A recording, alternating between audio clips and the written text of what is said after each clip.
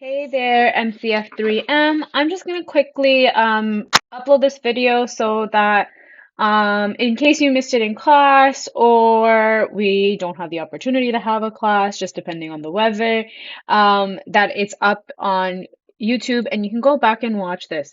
Today, I'm going to be introducing you to your investment task or your last final project in this class.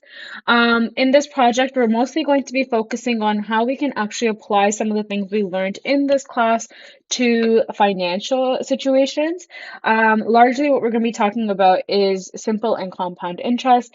So, we're going to be talking about how to make investments as well as how to um, check how much you would have to pay in loans. This is largely going to be linear and exponential functions, right? So we're just really applying them to see how they relate to each other. So I'm just going to get started with kind of a background and then walking you through a few of the examples. So the idea is I'm going to post these textbook pages on Google Classroom. You're going to be independently studying this unit using stuff that you've learned previously in this course, applying it to some new scenario that you can use in your day-to-day life. So financial institutions borrow and lend money. They will pay you money called interest for keeping your money in their bank.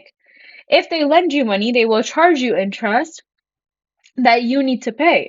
Your task will be to answer the following questions using your textbook and study notes provided by the teacher. So you're going to be using your textbook and some of the questions that we're going to do together in this worksheet together.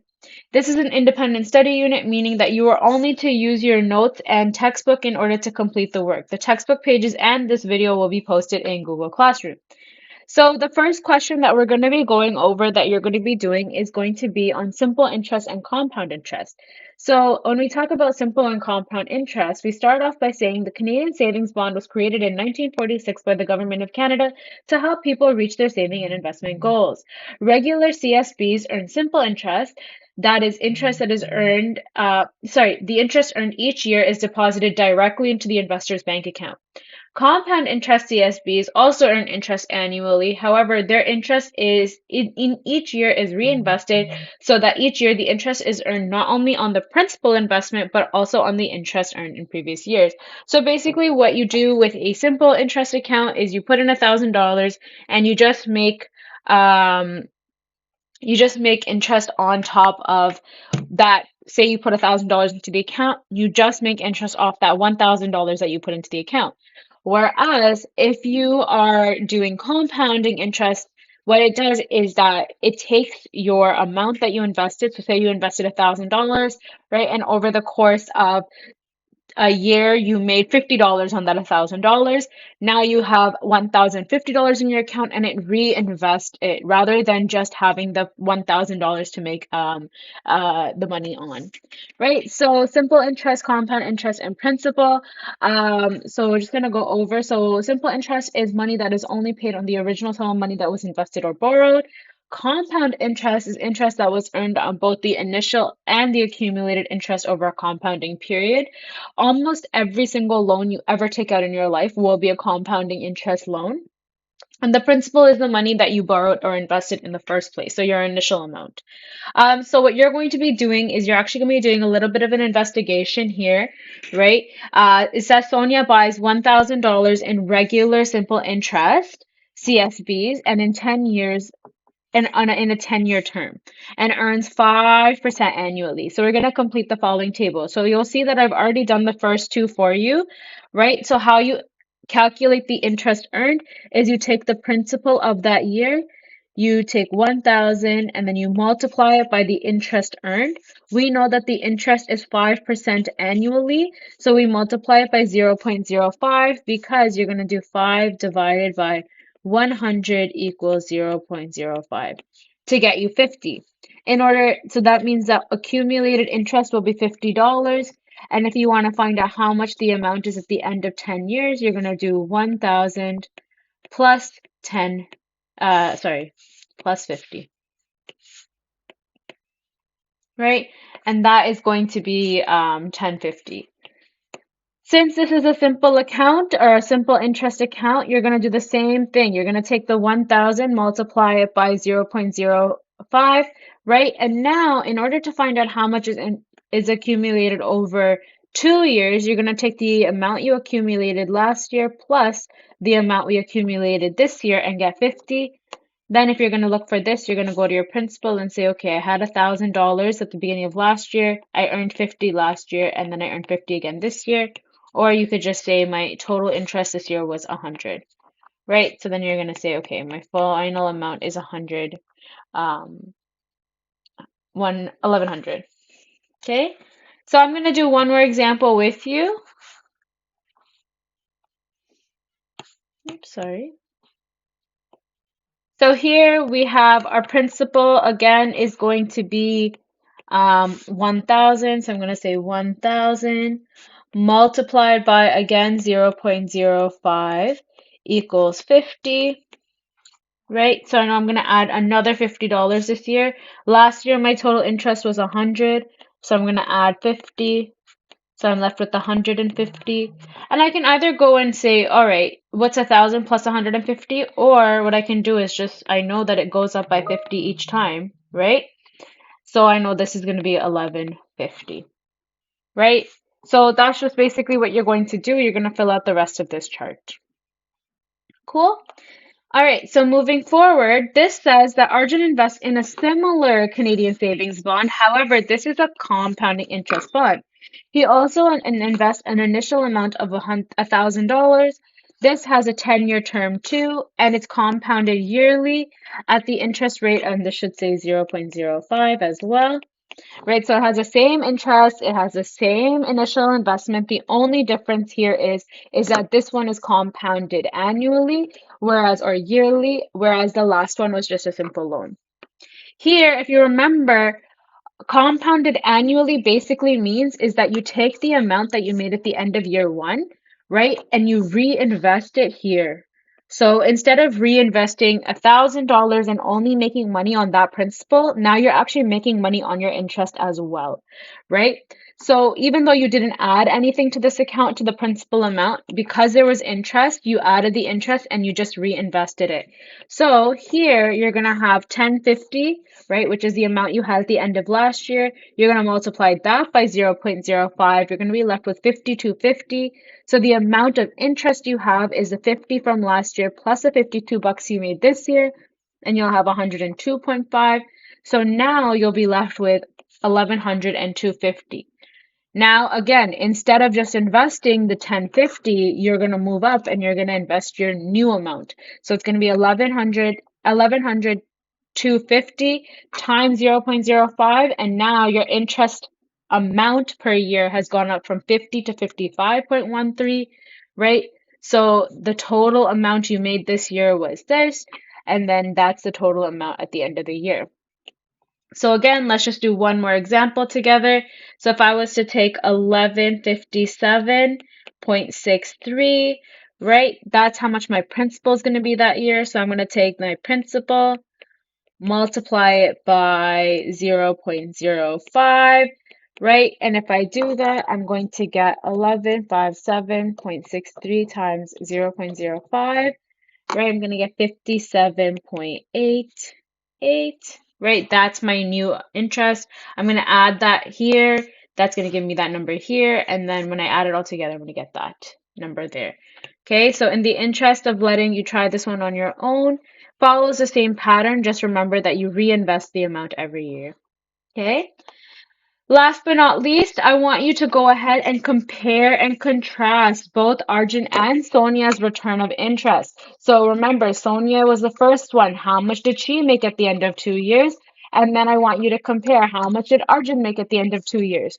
Who ended up making more on their initial investment? They both invested $1,000. So ask yourself, how much did Arjun have at the end of 10 years and how much did Sonia have at the end of 2 years? Who made the more over the course of time? And just think about it. What made it so that Arjun got more money at the end of the situation or Sonia got more money at the end of the situation? And why did that happen? Okay? Or did they make the same amount and it really didn't make a difference? Okay? So the formula for simple interest is represented by I equals PRT. In this situation, I represents interest, P represents principal, R represents rate, and that you need to convert to decimals. Again, so be sure to convert the rate, convert to decimal. So if you can't remember from last year or earlier on when we were talking about exponential functions, when we're converting decimals, converting rates to decimals, basically you take the percentage and then you divide it by 100, right? And that'll give you the decimal value, whatever it might be. Okay? And then you are left with T, which is the time in years. Right? If you're looking for how much is, so that's just going to tell you the interest. The final amount is when you take the principal, so how much money you put into the account in the first place, add the interest value, and you will get the final amount that you have left over. So this is best just done by how to do an example of simple interest and future value, right? So let's just do one together. So this one says that Heather put $1,500 into her bank account, right? $1,500 into her bank account. So that's our principal investment. That's how much she initially put in, 1,500, right? Then it says that the account earns a simple interest of 2.5%. So let's go ahead and put that in, 2.5%. So our little I, or our R, our interest rate here is going to be 2.5% divided by 100 is going to be 0.025, right? And then she left the money in there for 5 years. So our time is going to be 5 years. Something to note, if your money wasn't already in time or in years, make sure you convert it to years. So say I had said it was 160 days that it was in there, I would do 160 divided by 365, and that's how many days it would be. So now let's go ahead and find out how much she has in her account at the end of the years. So I know first I need to find out how much money she made in interest. So let's go ahead, put in PRT. So our principal was 1,500, our rate is 0.025, and our time is 5 years, right? So I'm going to go in, throw all of that into my calculator, and I'm going to get an answer of $187.50. That's how much interest she earned. Therefore, if I want to find out how much she has in total, I need to take my principal, add it to my interest, and I'm left with 1,500 plus 187.50, right? And I'm left with I'm just going to go ahead and add those together, 1687.50. So therefore, I have, or she has, Heather has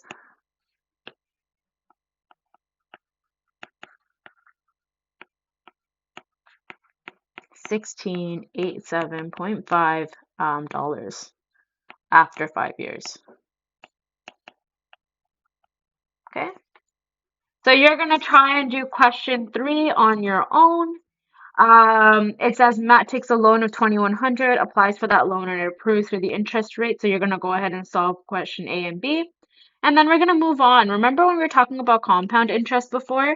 Right? Compound interest is earned on both the initial principal and the accumulated interest over the compounding period. So basically what happens is it re-adds in it adds in the initial investment, you reinvest it every time. So if you made $150 that year, you add it to the principal and then you reinvest everything all together. So compound interest is actually represented by a function that we learned in our last unit, which is an exponential function. This equation represents the final amount. So A, the final amount of the investment. A represents the final amount. P represents the principal. I represents the interest per compounding period, and we'll talk about that. And N represents the number of compounding periods. So a compounding period is an interval over which the interest is calculated.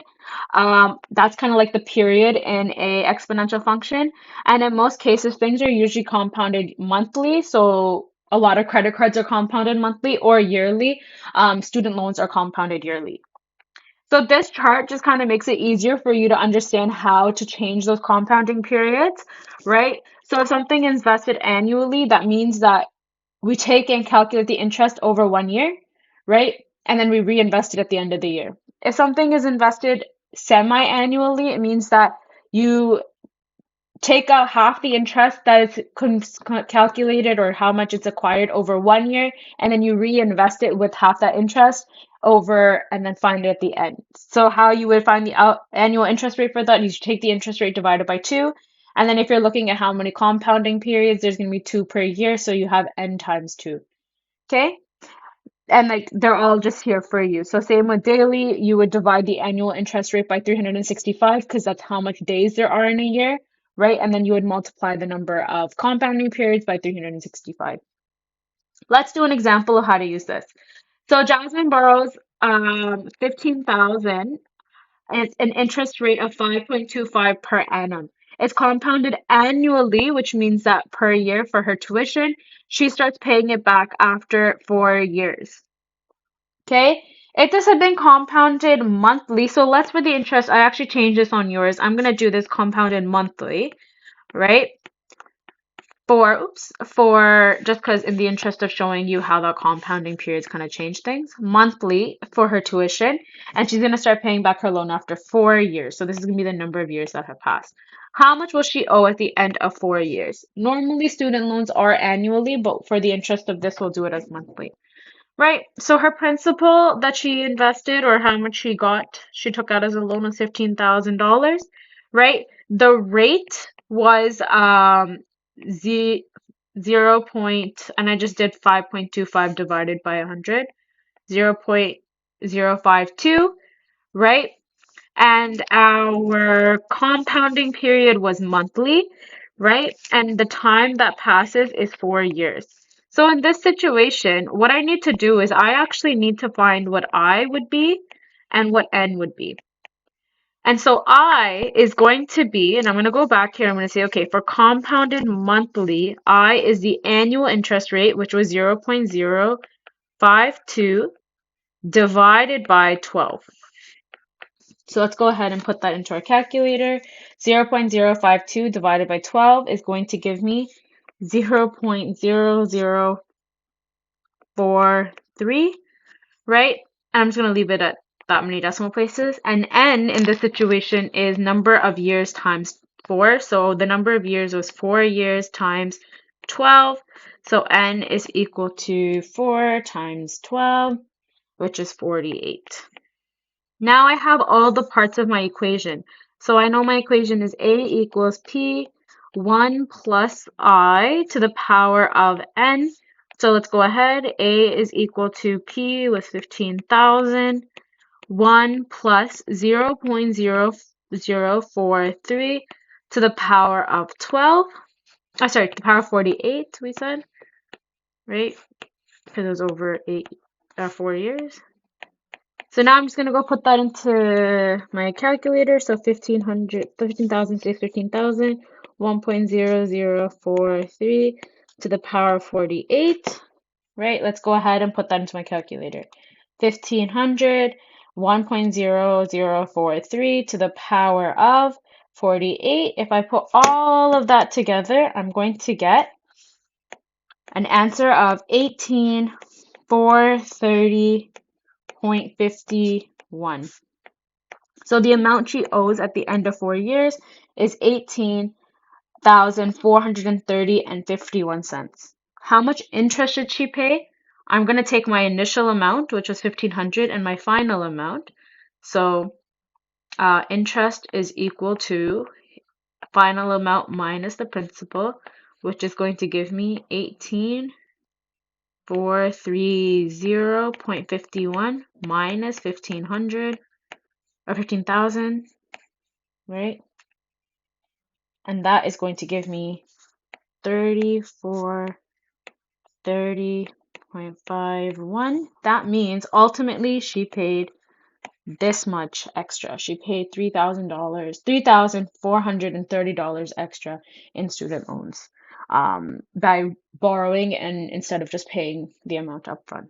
So then you're going to go through and do question 4, right? This time it's a $1,500 loan taken out at 12% compounded monthly. How much interest? Um, you're going to go ahead and then after you've learned all of that, you're actually going to be comparing and contrasting three different options. You're going to be investing $2,000 that you made extra, right? And now you're looking to invest it into an account over the next 5 years. You have the following bank options. So with RBC, you can invest it in a simple tax-free savings account at 5% annually. You can either invest it in a compound interest tax-free savings account with TD. That was compounded annually at 7%, right? Or you can bank with BMO and it's a compound interest tax-free savings account compounded monthly at 7%. So you're gonna go ahead, compare how much you have at the end of 5 years with all those options, how much the total interest you make off of your $2,000, and then in this one, you're gonna tell me which option you picked and why that was. Okay, and that is the end of your ISU. And here's your communications rubric at the end. Thank you.